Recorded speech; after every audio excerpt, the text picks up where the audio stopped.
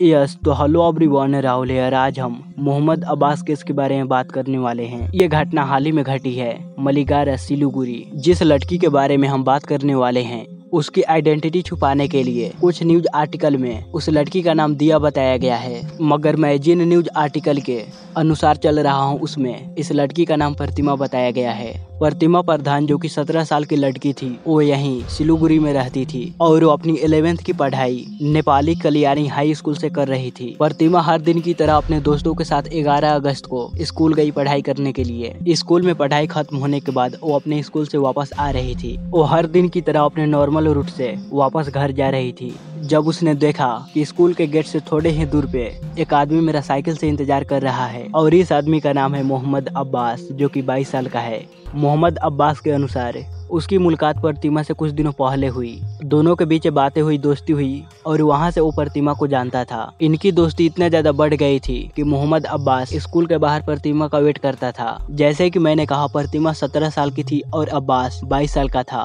उस दिन भी 11 अगस्त 2023 को अब्बास स्कूल के बाहर प्रतिमा का इंतजार कर रहा था। अब्बास ने देखा कि प्रतिमा की स्कूल खत्म हो गई है तो वो स्कूल से बाहर आ रही है, जिसके बाद दोनों के बीच बातचीत हुई और फिर अब्बास ने प्रतिमा को अपने साथ चलने के लिए कहा और इस वाकया को प्रतिमा के दोस्तों ने भी देख लिया था। नॉर्मली प्रतिमा स्कूल से सीधा अपने घर जाती थी, पर कभी कभार वो अपने दोस्तों के साथ बातें करते हुए घूमते घामते देर हो जाती थी तो उसके पेरेंट्स भी प्रतिमा से ज्यादा पूछताछ नहीं करते।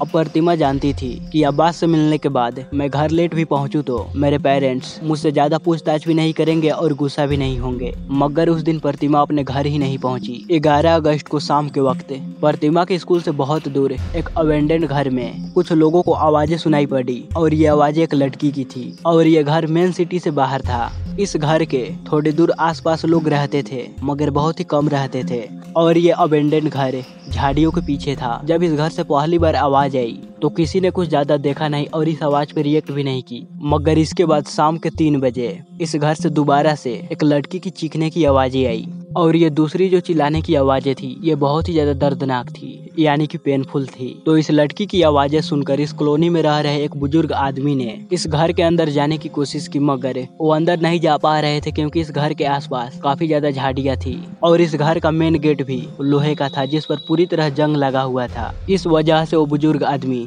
इस गेट को नहीं खोल पा रहे थे, मगर वो जैसे ही इस गेट को खोले तो उन्होंने देखा कि एक लड़का जो कि ब्लैक कलर का टी शर्ट पहना है और इस घर के अंदर से भागने की कोशिश कर रहा है। उस लड़के के हाथ में साइकिल थी और वो अपने साइकिल को दीवार को उस पर फेंकने की कोशिश कर रहा था और बुजुर्ग आदमी इस लड़के पे चिल्लाकर इसे रोकने की कोशिश की, मगर ये लड़का अपनी साइकिल के साथ दीवार पार कर यहाँ से भाग निकला।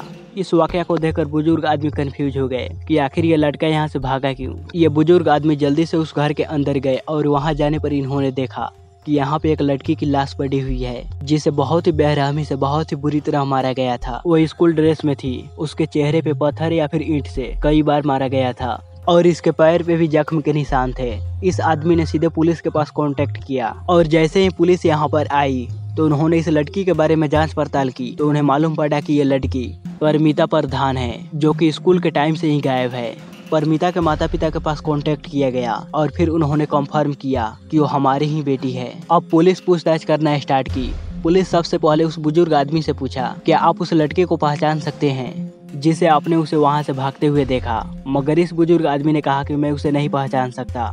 लेकिन बुजुर्ग आदमी ने लड़के की टी शर्ट और उसके साइकिल के बारे में पुलिस को बता दिया था और इस इंफॉर्मेशन के साथ पुलिस सबसे पहले स्कूल जाने लगे।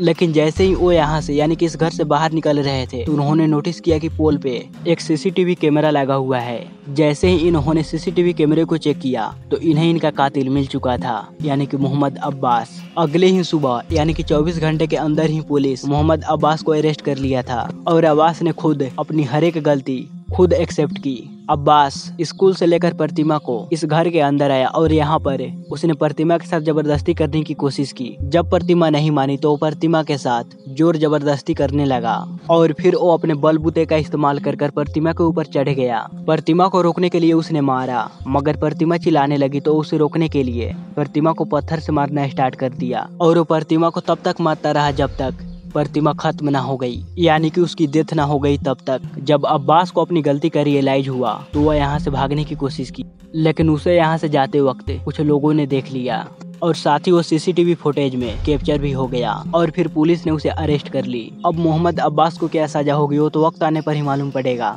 मगर यहाँ पे बात हो रही है 17 साल की बच्ची के बारे में, जिसकी पूरी की पूरी जिंदगी पड़ी हुई थी, मगर सिर्फ हवस, सिर्फ लस्ट की वजह से उससे उसकी जिंदगी छीन ली गई। इसी के साथ ये वीडियो यहीं पे खत्म होती है। सो गाइस, आपको ये वीडियो कैसा लगा प्लीज हमें लाइक और कमेंट कर जरूर बताइएगा। और इस चैनल पर पहली बार आए हैं तो इसे सब्सक्राइब भी कीजिए, क्योंकि मैं इसी तरह का रियल घटनाओं पे घटित वीडियोज आप लोगों के लिए लाता रहता हूँ।